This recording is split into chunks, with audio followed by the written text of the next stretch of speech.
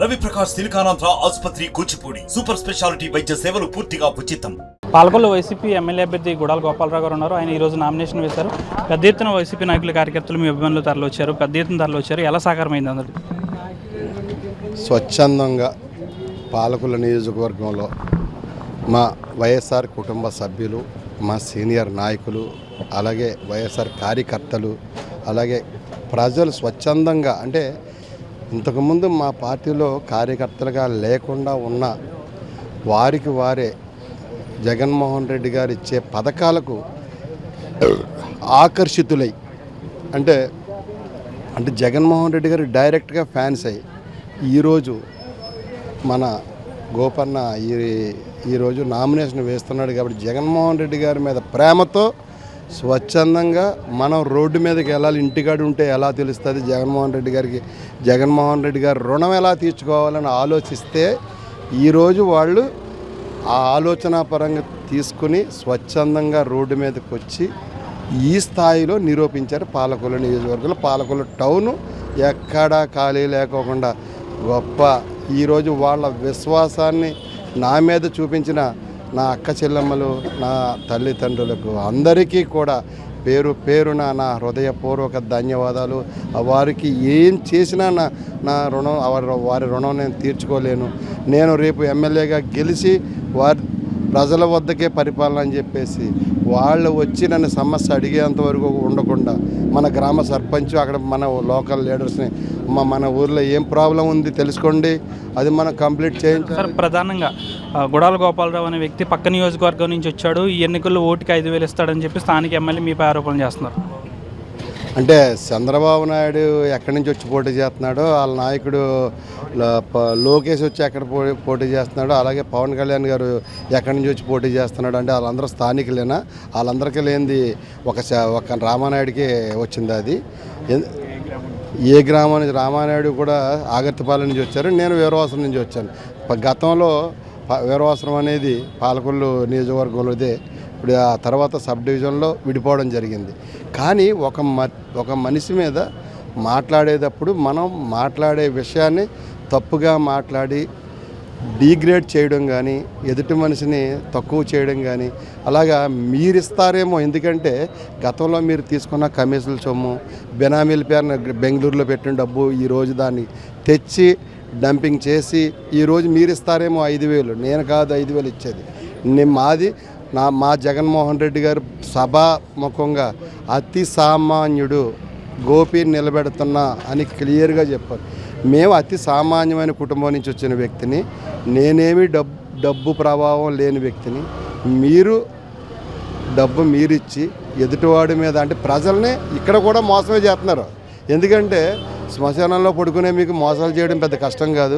మీరు మోసాల మీదే అలవాటు పడ్డవారు కాబట్టి, ఆ మోసాలు నమ్ముకున్నారు కాబట్టి 2014-19తో ఇంటికి వెళ్ళిపోయారు. ఇంకా మీరు ఇంటికే తప్ప మీరు రోడ్డు మీదకి ఎక్కే ఛాన్సే లేదు. చివరిగా లోకల్ నాన్ లోకల్ అనే ఒక విషయాన్ని అయితే గట్టిగా తీసుకొస్తున్నారు.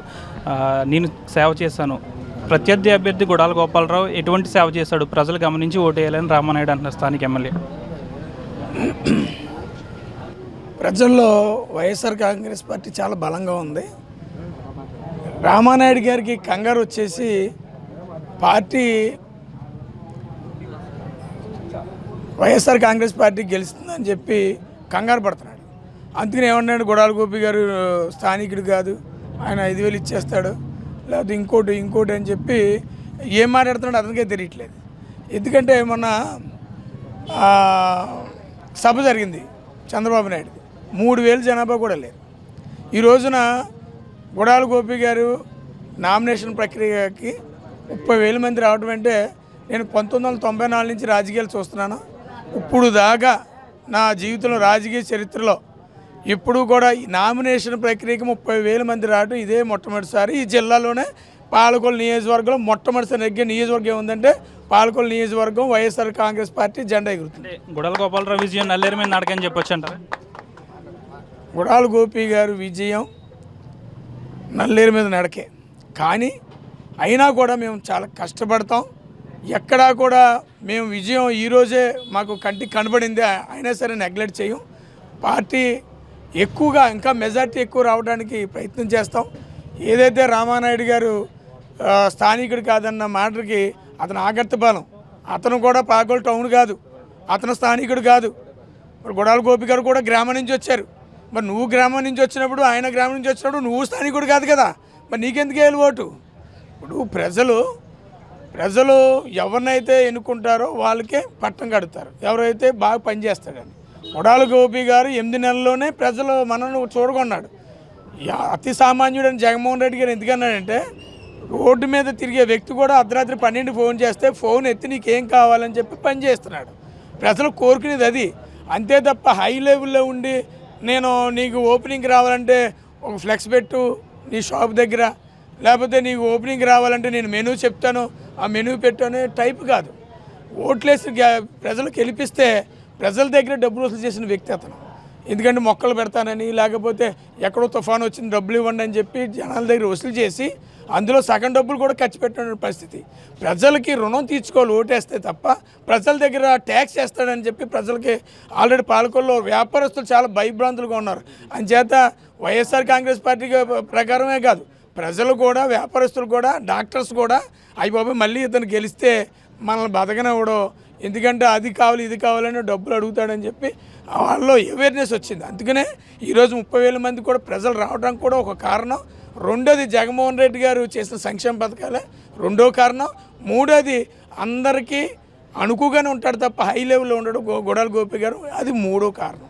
చివరిగా గోపాలరావు విజయాన్ని కాంక్షిస్తూ మీతో పాటు మరో 4 సీనియర్ నాయకులు ఉన్నారు నియోజకవర్గంలో, పంచపాండవులు. ఏ విధంగా విజయానికి కృషి చేస్తున్నారో, ఎలా ఉంది? అందరూ కూడా చాలా గట్టిగా కృషి చేస్తున్నాం. ఎందుకంటే ఇది మా ప్రెస్టేజ్. ఇది ఇవాళ వైఎస్ఆర్ కాంగ్రెస్ పార్టీ 2024లో గెలవకపోతే కనుక నేనైతే రాజకీయాల్లో ఉన్నాను.